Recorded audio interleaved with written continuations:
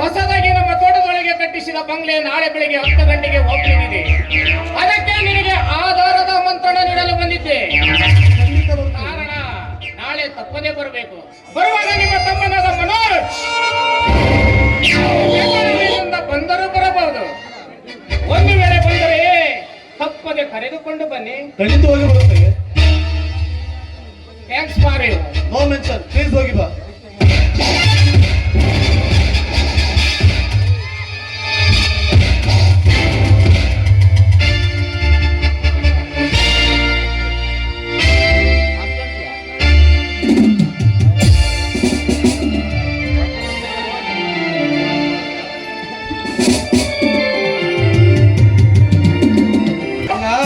ಅಣ್ಣ ಯಾಕಮ್ಮ ಪತ್ರಕ್ಕೆಂತ ಹೀಗೆ ಬಂದೆಯಾ? ಹೌದಣ್ಣ, ಈಗ ತಾನೇ ಬಂದಿರದೆ. ಮತ್ತೆ ಮನೋಜ್ ಆರಾಮ್ ತಾನೆ? ದೇವರ ಕೃಪೆಯಿಂದ ಅಣ್ಣ ಅತ್ತಿಗೆರ ಪ್ರೇಮ ಕಟಾಕ್ಷದಿಂದ ತುಂಬಾ ಚೆನ್ನಾಗಿದ್ದೀನಿ ಅಣ್ಣ. ಮತ್ತೆ ಮನೋಜ್, ನಿನ್ನ ಸಂತೋಷ ಪರಮ ಸಂತೋಷ. ಹಾಗಾಗಿ ನಿನ್ನ BA ರಿಸಲ್ಟ್ ಏನಾಯ್ತು? ಅಣ್ಣ, ನನ್ನ BA result first class pass ಆಗಿ ಈ ರಾಜ್ಯಕ್ಕೆ ಪ್ರಥಮ ರ್ಯಾಂಕ್ ಬಂದಿದ್ದೇನೆ ಅಣ್ಣ. ಅಂತೂ ನನ್ನ ಆಸೆ ಗುರಿ ಮುಟ್ಟಿದ್ದು ತಮ್ಮ. ಈ ತಗರ ನಮ್ಮ ಸಿದ್ದರಾಮಯ್ಯ ಸರ್ಕಾರದಲ್ಲಿ ಮಾನ್ಯ ಶಾಸಕರಾದ ಬಸಂತಪ್ಪ ಅವರ ಮಾತು ಹೇಳಿ ನಿನಗೊಂದು ಒಳ್ಳೆ ಕೆಲಸ ಕೊಡಿಸಿದ್ದಾರೆ. ಅಂದರೆ ಈ ಕೀಳು ಲೆಕ್ಕದಲ್ಲಿ ನನ್ನಂತ ಭಾಗ್ಯಶಾಲ ಯಾರು ಇಲ್ಲ ತಮ್ಮ. ನಿಜ ಅಣ್ಣ, ನೀ ಪಟ್ಟ ಪರಿಶ್ರಮ ವ್ಯಕ್ತವಾಗದೆ ಆ ಕಾರ್ಯವನ್ನು ಕೈಗೂಡಿದರೆ ಸಾರ್ಥಕವಾಗುವುದಣ್ಣ. ಒಟ್ಟಿನ ಮೇಲೆ ನಿನ್ನನ್ನು ದೊಡ್ಡ ಅಧಿಕಾರಿಯನ್ನಾಗಿ ಮಾಡುವುದು ನನಗೆ ಬಿಟ್ಟಿತ್ತು. ನಾಳೆ ನೀನು ನಮ್ಮನ್ನು ನೋಡುವುದು ಬಿಡುವುದು ನಿನಗೆ ಬಿಟ್ಟಿತ್ತು. ಛೇ ಅಣ್ಣ, ಯಾವ ರೀತಿ ಮಾತನಾಡುತ್ತಿರುವಿರಿ? ನೀವು ಮಾಡಿರುವ ಉಪಕಾರವನ್ನು ಯಾವ ರೀತಿ ಬಣ್ಣಿಸಿದರೂ ಸಾಲದು. ತಂದೆ ತಾಯಿ ಸತ್ತ ಹೋದ ಮೇಲೆ ಅವರ ಪ್ರತಿರೂಪವೇ ನೀನಾಗಿ ನಿಂತು ಹೊತ್ತಿಗೆ ತುತ್ತನ್ನು ಬಾಯಿಗಿಟ್ಟು ಬೆಳೆಸಿದೆ. ಬಣ್ಣ ಬಣ್ಣದ ಬಟ್ಟೆಯನ್ನು ಹಾಕಿ ಬೆಳೆಸಿದೆ. ಕೇಳಿದಾಗ ದುಡ್ಡು ಕೊಟ್ಟು ಸಾಕಷ್ಟು ವಿದ್ಯೆ ಕಲಿಸಿದೆ. ಇನ್ನು ಪ್ರಬುದ್ಧ ಮನಸ್ಸು ಪ್ರಬುದ್ಧತೆಯನ್ನು ಮೆರೆಸಿದ ಹಾಗೆ ಇನ್ನು ದೊಡ್ಡ ಸಿರಿಯ ಸಂಪತ್ತಿನಲ್ಲಿ ಮೆರೆಯುವಂತ ಮಾಡಿದ ನಿನ್ನನ್ನು ನಾನು ಮರೆತರೆ ಎತ್ತ ತಾಯಿ ಹಾಲನ್ನು ಬಿಟ್ಟು ನಾಯಿ ಹಾಲನ್ನು ಇಷ್ಟಪಟ್ಟಂತೆ ಅಣ್ಣ. ಅಂದಿ ನರಕವನ್ನ ಭೋಗಿಸಿದಂತೆ ಒಳೆ ದಾಟಿದ ಮೇಲೆ ಅಂಬಿಗರ ಮಿಂಡನಾದಂತೆ ಅಣ್ಣ. ಸಾಕು ತಮ್ಮ ಸಾಕು. ನಿನಗಿದ್ದ ಮನಸ್ಸು ಬುದ್ಧಿ ಅಚಲಗೊಂಡು ಸ್ಥಿತಿಗೊಳ್ಳದೆ ಕೊರೆತಾಕ ಉಳಿದಿರಲಿ. ಅಲ್ಲದೆ ಮುಂಬರುವ ಜೀವನ ಯಾರು ನೋಡಿ ಬಂದಿರುವರು? ನಿನಗಿದ್ದ ಸದ್ಗುಣದ ಮಹಾಸಾಗರವೇ ನಿಶ್ಚಿತ ರೂಪವಾಗಿ ನಿಂತರೆ ನಮ್ಮನ್ನೇಕೆ ನೋಡಲಾರೆನೆಂದು ತಿಳಿಯಬೇಕು. ತಮ್ಮ, ಮೊದಲು ಸ್ನಾನ ಮಾಡು. ನಿನ್ನ ನೆತ್ತಿಗೆ ಬರುವತ್ತಾಯ್ತು, ನಾನು ಸ್ನಾನ ಮಾಡುತ್ತೇನೆ. ಅಣ್ಣ, ಅಂದಾಗೆ ಅತ್ತಿಗೆ ಮೇಲೆ ಹೋಗಿದ್ದಾಳೆ. ಕೆರೆಗೆ ನೀರು ತರಲು ಹೋಗಿದ್ದಾಳಪ್ಪ. ನಾನು ಮನದಲ್ಲೇ ಅಂದುಕೊಂಡೆ, ಆ ತಾಯಿ ಇಲ್ಲದ ಮನೆ ಹೂವಿಲ್ಲದ ತೋಟದಂತೆ, ಆ ಚಂದ್ರ ಇಲ್ಲದ ಬಾನಂಗಳದಂತೆ ಅಣ್ಣ. ನಿಜ ತಮ್ಮ, ನಿನ್ನ ಅತ್ತಿಗೆ ಈ ಮನೆಗೆ ಕಾಲಿಟ್ಟಾಗಿಂದ ಸಿರಿ ಸಂಪತ್ತು ಹೆಚ್ಚುತ್ತಲೇ ಇದೆ. ನಡಿತಮ್ಮ, ನಿನ್ನ ಅತ್ತಿಗೆ ಬರುವತ್ತಾಯ್ತು, ಊಟ ಮಾಡೋಣ.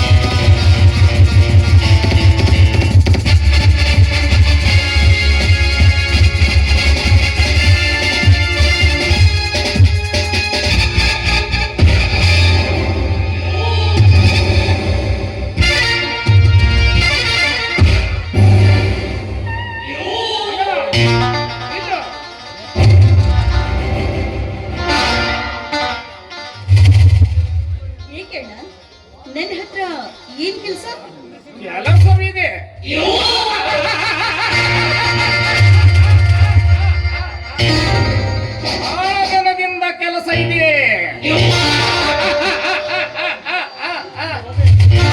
ದಿನಗಳಿಂದಲೂ ತಲೆ ಕೆಟ್ಟ ಎಣದ ಜಾಲ ಇಂದು ನಿನಗೆ ಮೂಲಾಗಿ ನಿಂತಿದೆ. ಅದು ಏಕೆ ಗೊತ್ತೇ? ಅನುದಿನ ಮುದ್ದು ಮುಖ ಅರಳಿಸಿ ಮಕ್ಕಳ ಗಂಡ ತಿರುಗಿಸಿ ಸಣ್ಣನೆಯ ಬಣ್ಣದ ಬಳ್ಳಿಯಂತೆ ಬಳಿಕಿ ಕುಳುಕಿ ಮೋಡ ಕಂಡ ನವಿಲು ಆಡಿ ಕುಣಿದಂತೆ ನೀರಿನಲಿಯುವುದನ್ನು ಕಂಡು ಮನಸ್ಸೋತ್ತ ಮರಣಗೊಂಡ ನಾನು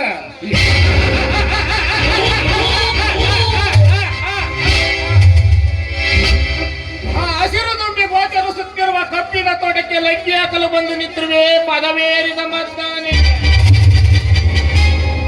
ಏ ಪಾಪಿ, ಹದಿಹರಿಯದ ಒಂದು ಹೆಣ್ಣನ್ನು ನಡು ದಾರಿಯಲ್ಲಿ ನಿಲ್ಲಿಸಿ ಈ ರೀತಿ ಕುಚಿಷ್ಟಿಯಿಂದ ಕೈ ಮಾಡಿ ಕೊರೆಯುವುದು ಸರಿ ಕಾಣದು.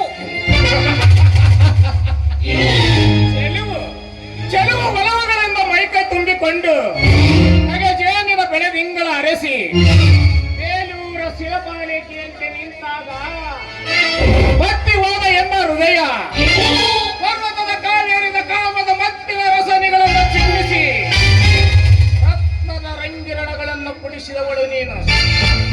ಅಂದಾಗೆ ನಡುವಾದಲ್ಲಿ ನಿಲ್ಲಿಸಿ ಮಾತನಾಡಿದರೆ ಏಕೆ ಸರಿ ಕಾಣದು ಚಿನ್ನ? ನಿನಗೇನಾದ್ರೂ ತಲೆ ಕೆಟ್ಟಿದೇನು?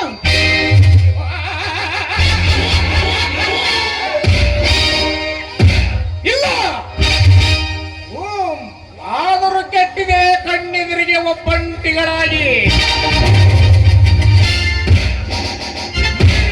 ನೀರಿಗೆ ಬಂದ ನಾರಿಯ ಮೋರಿಯ ಚೆಲುವ ಕಂಡು ಮಂಗಳ ನೀನಿಲ್ಲದೆ ಬಾಳ ಆಕಾಶ ನಿರಾಸೆ ಅಲ್ಲದೆ ನಿನಗಾಗಿ ಅನುದಿನ ದುಡುಕಿ ಮಿಡಿಕೆ ಆತೊರಿತಿದೆ ಮನ ಎಂಬ ಮರ್ಕಟ.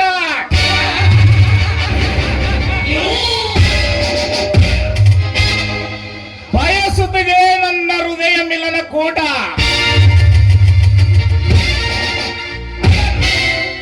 ಅದಕ್ಕಾಗಿ ಇಂದು ಒಲಿದು ಬಂದಿದೆ ಬಾ ಆಡೋಣ ಪ್ರಣಯದ ಆಟ. ಸರಿಯಾಗಿ ಸೂರ್ಯೋದಯಕ್ಕೆ ನೀರಿಗಾಗಿ ಬಂದಿರುವೆ. ಬಾ ಮಂಗಳ, ರಸಬಾಳೆ ಹಣ್ಣಿನಂತರ ನಿನ್ನ ದೇವ ನಟ್ಟಿ ಮುದ್ದಾಡಲು ಸರಿಯಾಚಿ, ಕಾಮದ ಮದದಿಂದ ಈ ರೀತಿ ಒಂದು ಒಂಟಿ ಹೆಣ್ಣು ಸಿಕ್ಕಿದ್ದಾಳೆ ಅಂತ ಹೇಳಿ ಬಾಯಿ ಮಾತಾಡಿದ ನಿಜವಾದ್ರೆ ಪಾಪದ ಗಂಟೆ ನಾನಿನ ತಲೆ ಮೇಲೆ ಹೊತ್ತುಕೊಂಡು ಕಸರದಲ್ಲಿ ಬಿದ್ದು ಸಾಧಿತೋ ನೀಚಾತ್ಮ.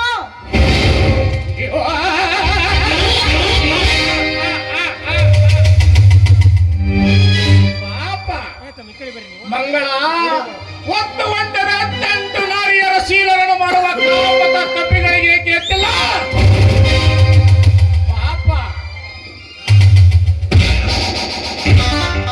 ಒಂದಲ್ಲ ಎರಡಲ್ಲ 18 ಕೊಲೆಗಳನ್ನು ಮಾಡಿ ನಿನ್ನ ಗಂಧದ ಕಟ್ಟಿಗೆಯನ್ನು ಸಾಗಿಸಿ ಹೊಟ್ಟೆ ಒರೆದುಕೊಳ್ಳುವ ದಿಟ್ಟ ವೀರಪ್ಪನಿಗೆ ಏಕೆ ಎತ್ತಿಲ್ಲ?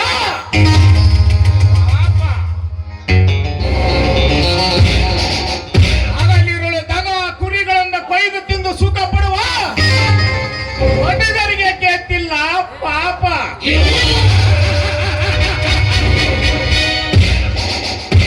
ಮುಕ್ತ ಜನರ ಮನಕ್ಕೆ ಮಂಕು ಬೂದಿ ಊದಿ ಎಲೆಮರಿಯ ಕಾಯಿಯಾಗಿ ನೀಚ ಕೆಲಸ ಮಾಡಿಸಿಕೊಳ್ಳುವ ಭ್ರಷ್ಟ ರಾಜಕಾರಣಿಗಳಿಗೆ ಕೆತ್ತಿಲ್ಲ?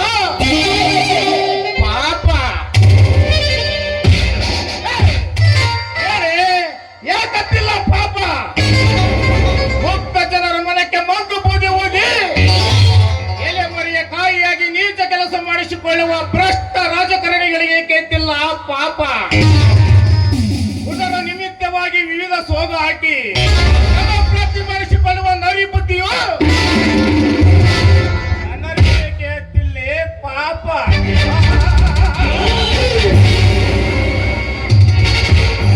ಇನ್ನು ಹೆಂಡತಿ ವರದಾಕ್ಷಿಣೆ ತರಲಿಲ್ಲ ಎಂಬ ಎದೆ ಕಿಚ್ಚಿನಿಂದ ಕೈ ಮೇಲೆ ಬೆಂಕಿ ಹಚ್ಚಿ ಸುಡುವ ಗಂಡನಿಗೆ ಎತ್ತಿಲ್ಲೇ? ಪಾಪ ಬಂಗಾರ ದಾಸಿಗೆ ತಾಯಿ ತಂಗಿ ತಂದೆ ಎಂಬ ಅನುಕಂಪ ತೋರಿಸದ ದುಷ್ಟ ಮಕ್ಕಳಿಗೆ ಎತ್ತಿಲ್ಲೇ? ಪಾಪ ಅಲ್ಲಿ ಕೆಲಸ ಮಾಡುವ ಅಧಿಕಾರಿಗಳು ಒಡಬದ್ಧರ ಒಡಲಿ ಇರುವ ಲಂಚ ಕೆಂಚರಿಗೆ ಎತ್ತಿಲ್ಲಿ ಪಾಪ. ನ್ಯಾಯದ ತೊಟ್ಟಿಲು ತೂಗದೆ ಅನ್ಯಾಯದ ತೊಟ್ಟಿಲಿಗೆ ಸ್ವಾರ್ಥ ಸರಪಳಿಯಿಂದ ಬಂಧಿಸಿ ನ್ಯಾಯ ತುಳಿಯುವ ರಾಕ್ಷಸರಿಗೆ ಎತ್ತಿಲ್ಲ ಪಾಪ. ಮಗಳ ಪಾಪ ಪುಣ್ಯಗಳನ್ನು ತೂಕ ಮಾಡುವ ಕಾಲ ಇದಲ್ಲ ಕಡೆ.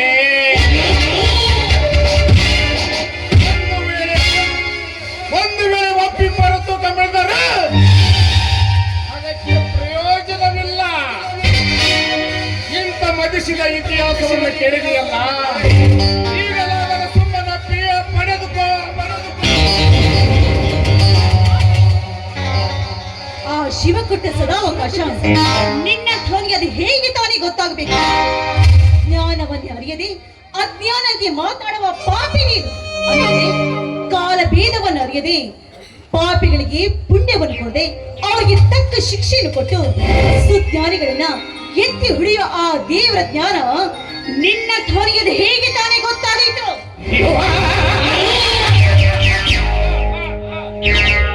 ಕಣ್ಣಿಗೆ ಕಾಣದಿರುವ ಪಾಪ ಪುಣ್ಯಗಳ ವಿಚಾರ ಯಾರಿಗೆ ಬೇಕಾಗಿದೆ ಮಗಳ? ಜೀವಂತ ಮಾನವ ಬದುಕಿರುವಾಗಲೇ ಸುಖ ಪಡುವುದಲ್ಲವೇ? ಈ ಸುಂದರವಾದ ಸಮಯದಲ್ಲಿ ಈ ನಿನ್ನ ಯೌವನದ ಮಬ್ಬಿನಲ್ಲಿ ತೇಡ ಅನ್ನುವ ಈ ನಂಜುಂಡ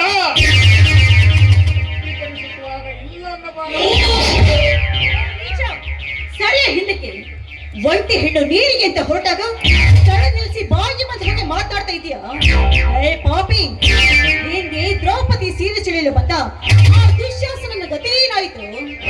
ಸೀತೆಯನ್ನು ಹೊತ್ತುಕೊಂಡು ಹೋಗಲು ಬಂದ ಆ ರಾವಣನ ಸ್ಥಿತಿ ಏನಾಯಿತು? ಅದರಂತೆ ನಿನ್ನ ಗತಿ ಏನಾಗುತ್ತೆ ಅಂತ ಒಂದು ಸಾರಿ ಯೋಚನೆ ಮಾಡಿ ಸುಮ್ಮನೆ ಹೊರಟು ಹೋಗೋ ಇಲ್ಲಿಂದ.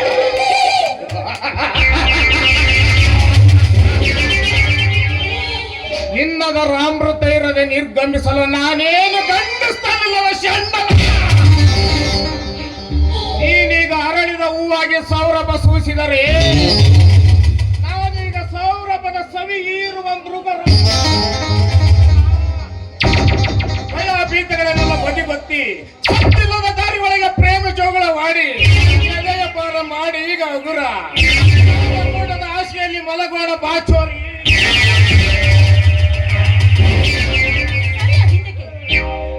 ಉಂಡ ಮನೆಗೆ ಎರಡು ಬಗೆಯುವ ಪಾಪಿ ನೀನು. ನೀಚ, ನಾನು ನಿನ್ನ ಮಿತ್ರನ ಮಡದಿ, ಆಮೇಲೆ ನನ್ನ ಮೇಲೆ ಆಸೆ ಪಡ್ತಾ ಇದ್ದೀಯ. ಒಬ್ರು ಉಂಡೆ ಬಿಟ್ಟ ಗಂಗಾಳದಲ್ಲಿ ಉಣೋದಕ್ಕೆ ಆಸೆ ಪಡ್ತಾ ಇದ್ದೀಯಲ್ಲ, ನಾಚಿಕೆ ಆಗೋದಿಲ್ವಾ ಈ ನಿನ್ನ ಹೇಸ್ ಜನ್ಮಕ್ಕೆ? ಮಡದಿಯನ್ನ ತಪ್ಪು ಕಡೆ ತಪ್ಪು ಒಪ್ಪುಗಳ ಸಮಾಲೋಚನೆ ಮಾಡಲು ನಾನೇನು ವಕೀಲನಲ್ಲ. ಚಂದ್ರಚೂಡನ ಹೃದಯ ಮಂಚವನ್ನೇರಿ ಹಿಡಿದ ಕಾಮಜ್ವರ ಮನಕ್ಕೇರಿ ದಯಿಸುತ್ತಿರುವ ನನ್ನ ಕಾಮಾಗ್ನಿ ಈ ನಿನ್ನ ರೂಪ ಲಾವಣ್ಯಕ್ಕೆ ಆಕ್ರಮಣ ಮಾಡುವ ಮೊದಲೇ ಈ ಮನ್ಮಥನ ಮನ ಮೊಯಿಸು. ಅರೆ ನಿಮಿಷ ಅನುವಾಗಿಯೂ ಈ ನನ್ನ ಕಾರ್ಯಕ್ಕೆ ನೀನು ಬಾಯಿಂದಕ್ಷಣ ಬಂದು ನಿನ್ನ ಪಕ್ಕದಲ್ಲಿ ಮೇಲೆಗೆ ಸೆರೆ ಹಾಸೋದಕ್ಕೆ ನಾನೇನು ರೋಡಿನಲ್ಲಿ ನಿಂತ ಸುಳ್ಳು ಅಂತ ತಿಳಿದುಕೊಂಡಿದ್ದೀನೋ ನೀಚ. ಇನ್ನೊಂದು ಹೆಚ್ಚಿಗೆ ಮಾತಾಡದೆ ಹೊರಟು ಹೋಗು. ಯಾಕೆಂದ್ರೆ ಈ ಮಧುರ ಮಲ್ಲಿಗೆ ಈಗಾಗಲೇ ಮತ್ತೊಬ್ಬ ದೇವನಿಗೆ ಅರ್ಪಿತವಾಗಿದೆ.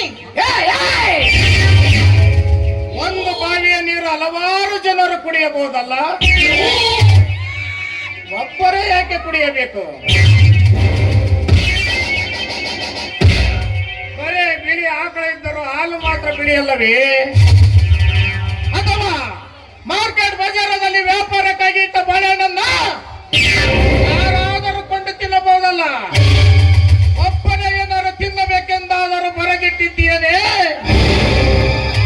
ಮಲಂಗಿ ಪಕ್ಕದ ಹಣ್ಣಿನ ರುಚಿಯನ್ನು ನೋಡದೆ ಧೋರಣೆಯಿಂದ ಮಾತಾಡೋ ದುರ್ಮತಿ, ಅವನಿಗೆ ಅಂಕುಶಿ ಬೇಕತಿ. ನಿನ್ನಂತ ಚಾಂಡಲನಿಗೆ ಕಿತ್ತೂರು ರಾಣಿ ಚೆನ್ನಮ್ಮನ ಖಡ್ಗವೇ ಗತಿ. ಹುಟ್ಟಿದರೆ ಮಾಸುವ ಚೆಂಗುಲವಿ ಎಂದಾದರೂ ಕಲ್ಲಾದಿತೆ.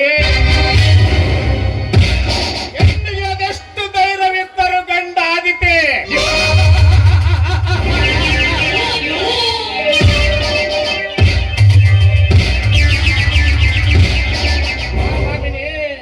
ರೂಪಬೇಡದಿಂದ ಗಾಯಗೊಂಡ ಎನ್ನ ಮನ ಮೋಹಿಸ.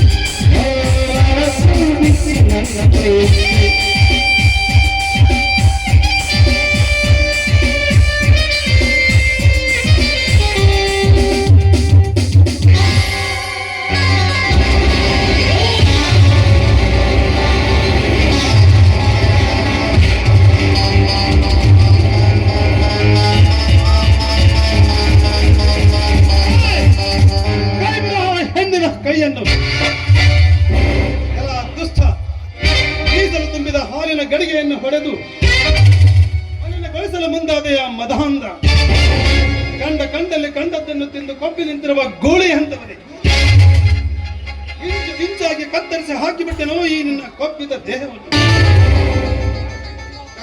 ಅವನಂತೆ ದಾರಿ ಹಿಡಿದು ದೇವತೆ ಅಂತ ಈ ಮಂಗಳ ಮಳೆಯಲ್ಲಿ ಕೈಗೊಳ್ಳಲು ಹೊರಟಿರುವೆಯಾ? ಚಿತ್ತಿ ಮಳೆಯಲ್ಲಿ ಹುಟ್ಟಿದವನೇ ಯಾರ ನೀನು? ಈ ಕಡೆ ಮುನ್ನ ತಿರುಗಿಸು. ಓಹೋ, ಊರಿನ ದೊರೆ, ಊರಿಗೆಲ್ಲ ನಾಯಿ ಹೇಳುವ ಗುರು. ನಿನ್ನ ಜನ್ಮಕ್ಕೆ ಬೆಂಕಿ ಹಚ್ಚ.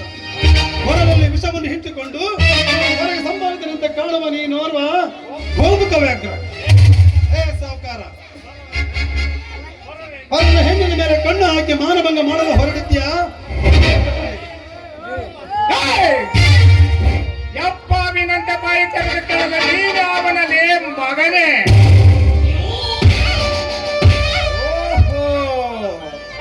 ಈಗಿದೆ ಏನು? ಆ ದಿನ ಮೋನೆಯಂತೆ ಜೋಡಾಗಿ ತಿರುಗುವ ಮನೋರನ ಮಮತೆಯ ಕೊಂದಲನೆ. ಒಂದು ಬಂದಿವಳ ಮಾನ ರಕ್ಷಣೆಯೆಲ್ಲ ಕಾಪಾಡಿದೆಯಲ್ಲ ಚಂದ್ರ. ಹಸಿದ ಶಾರ್ದುಲ್ಯ ಭೇಟಿಯನ್ನು ಎಬ್ಬಿಸಿಕೊಂಡು ಹೋಗುವಾಗ ಆತಂಕದ ಗೋಡೆ ಕಟ್ಟಬೇಡ. ಬಂದ ಕಾರಣ ಜಾಣನಂತೆ ಹೊರಟು ಹೋಗುವೆಯಾ? ಇಲ್ಲ ಕುರಿಯಂತೆ ಪ್ರಾಣವನ್ನೊಪ್ಪಿಸುವಿಯ? ನಿನ್ನ ಕೈಯಿಂದ ಸೆರೆ ಕತ್ತರಿಸಿಕೊಂಡು ಸಾಯಲು ನಾನೇನು ಕುರಿಯಲ್ಲವೋ? ಕಾಮದ ಕಪ್ಪಿನಿಂದ ನೀನೊಬ್ಬ ಮಬ್ಬು ಕುರಿ. ಹೆಣ್ಣಿನ ಮೇಲೆ ಮಾನ ರಕ್ಷಣೆ ಮಾಡುವುದು ಮಾನವನ ನಿಜವಾದ ಕುರಿ. ಅದನ್ನು ಬಿಟ್ಟು ಒಂಟಿಯಾಗಿ ಸಿಕ್ಕ ಹೆಣ್ಣಿನ ಮೇಲೆ ಮಾನ ಕಳೆಯಲು ಹೊಂಟಿರುವೆಯಲ್ಲ ನೀನು ಶಾರ್ದೂಲನೆ. ಅಲ್ಲ ಬಿಟ್ಟಿಯಾಗಿ ಸಿಗುವ ಹಸಿ ಮಾಂಸವನ್ನು ಕಚ್ಚಿ ತಿನ್ನಬೇಕೆಂದು ಕಾದುಳಿರುವ ನೀನೊಂದು ರಣಹತ್ತು. ನಿನಗೆಲ್ಲಿ ಬರಬೇಕು ಈ ಬುದ್ಧಿವಾದದ ಮಾತು? ಕೋಟಿದ್ದ ಕೂಲಿಯನ್ನು ಹಿಡಿದುಕೊಂಡು ಮಹಾಪರಾಕ್ರಮಿಯಂತೆ ಬರೆಯುವೆಯಲ್ಲ, ಇಲ್ಲಿ ನೋಡು ಹೇಗಿದೆ. ಅಂದು ದುಷ್ಟ ಕ್ಷತ್ರಿಯರ ದಮನಕ್ಕಾಗಿ ಪರಶುವನ್ನು ಹಿಡಿದು 21 ಸಲ ಭೂಪ್ರದಕ್ಷಿಣೆ ಮಾಡಿದ ಆ ಪರಶುರಾಮ ಇನ್ನು ನಿನ್ನಂತ ದುಷ್ಟರ ದೇಹವನ್ನು ಕೊಚ್ಚಿ ಹಾಕಬೇಕೆಂದು ಸಿದ್ಧವಾಗಿ ನಿಂತಿರುವನು ಈ ಕಲಿಯುಗದ ಪರಶುರಾಮ. ಈಗ ಬಾ, ಯಾರ ಪ್ರಾಣ ಯಾರ ಕೈಯಿಂದ ಹೋಗುತ್ತದೆ ಎಂಬುದನ್ನು ನೋಡೋಣ.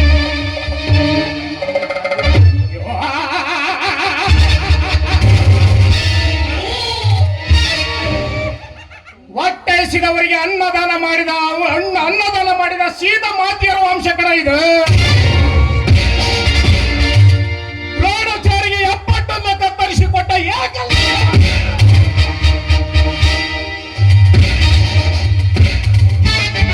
ಚಿತ್ರದುರ್ಗದ ಕೋಟೆಯಿಂದ ಹಿಡಿದು ಉಚ್ಚಿಗಿದುರ್ಗದ ಕೋಟೆವರೆಗೂ 5 ರಾಣಿಯ ಸೈನ್ಯವನ್ನು ದೂರ ಮಾಡಿದ ಮಾದಕರಿ ನಾಯಕ ವಂಶದ ಕುಡಿಗೈವನು. ಇಡೀ ಜಗತ್ತಿಗೆ ಬೆಳಕನ್ನು ನೀಡಿ ಶಿವನಿಗೆ ಕಣ್ಣು ದಾನ ಮಾಡಿದ ಬೇಡರ ಕಣ್ಣಪ್ಪನ ವಂಶಕರ ಇದು. ಅಂಟು ಉಮ್ಮತನದ ಕೊಬ್ಬು ತಲೆಗೆ ಏರಿದಾಗಿದೆ ಮೂರ್ಖ. ಅಡವಿಯಲ್ಲಿ ಕೊಡಲಿಂದ 4 ಗಿಡಗಳನ್ನು ಉರುಳಿಸಿದ ಮಾತ್ರಕ್ಕೆ ಕ್ಷತ್ರಿಯರ ರುಂಡವನ್ನು ಚೆಂಡಾಡುವ ಪರಶುರಾಮನೆಂದರಿತುಕೊಂಡಿರುವಿಯ ನೀನು. ನಿನ್ನನ್ನು ಮುಂಜ ಕತ್ತಿ ಆಟದ ಮುಂದೆ ಪಳಗಿದನೆ ಎಂದ ಈ ನರಿಯೊಡನೆ ಹೋರಾಡಲು ಸಾಧ್ಯವೇ? ಸರ್ಕಾರ ಮರ್ಯಾದೆ ಕೊಟ್ಟು ಮಾತನಾಡು. ಪಾಪ ಪರರ ಹೆಣ್ಣಿನಾಮ ಮರ್ಯಾದೆಯನ್ನು ಮಣ್ಣುಗೊಳಿಸಬೇಕೆಂದು ಹುಟ್ಟಿ ಬಂದಿರುವ ನಿನಗೆ ಅಲ್ಲಿ ಅರ್ಥವಾಗಬೇಕು. ಮರ್ಯಾದೆ ಎಂಬ 3 ಅಕ್ಷರದ ಅರ್ಥ. ಬೆಂಕಿ ಹಚ್ಚು ನಿನ್ನ ಜಂಬದ ಮಾತುಗಳಿಗೆ. ರಣಹೇಡಿಯ ಬಾಯಿಯಿಂದ ಪರಾಕ್ರಮದ ಮಾತುಗಳು, ಬಾಯಿಯಿಂದ ಜಂಬದ ಮಾತುಗಳು. ಒಂಟಿ ಹೆಣ್ಣಿನ ಮೇಲೆ ಮಾನಭಂಗ ಮಾಡಲು ಹೊರಟಿರುವ ನಿನಗೆಲ್ಲಿ ಅರ್ಥವಾಗಬೇಕು ವೀರ ಧೀರ ಶೂರತನದ ಮಾತು. ನೀನು ವೀರನೂ ಅಲ್ಲ ಧೀರನೂ ಅಲ್ಲ, ನೀನೊಬ್ಬ ಷಂಡ.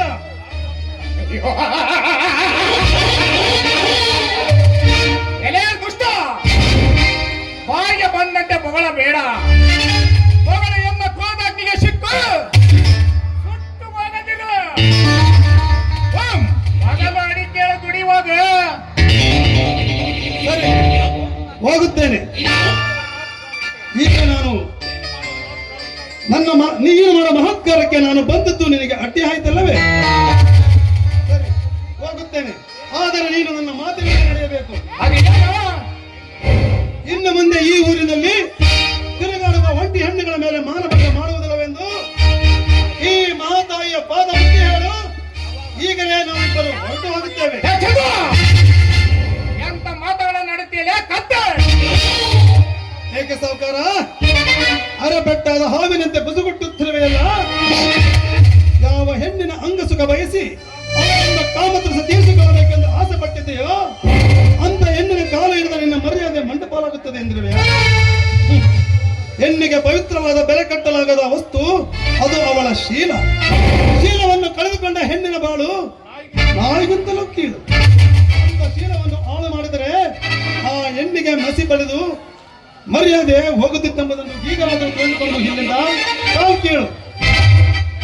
ನಾಲಿಗೆ ಹಿಡಿತದಲ್ಲಿರಲಿ ನಾಯಿ ಬರುತ್ತೇನೆ. ಸ್ವಾಭಿಮಾನಕ್ಕೆ ಹಾಕಿದ ಅವಮಾನದ ಪೆಟ್ಟು ನುಂಗದ ತುತ್ತಾಗಿದೆ. ನಾನು ಗೆದ್ದೆ ಅಂದ್ರೆ ನೀ ಸೋತೆ ಅಂತ ಅರ್ಥ.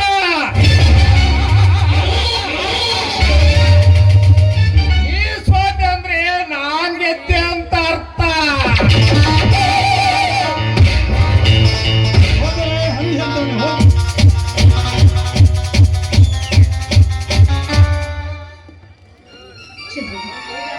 ಸಮಿತಿ ಸಭೆಗೆ ದೇವರಾಗಿ ಬಂದು ನನ್ನ ಮಾನ ಕಾಪಾಡಬೇಕು.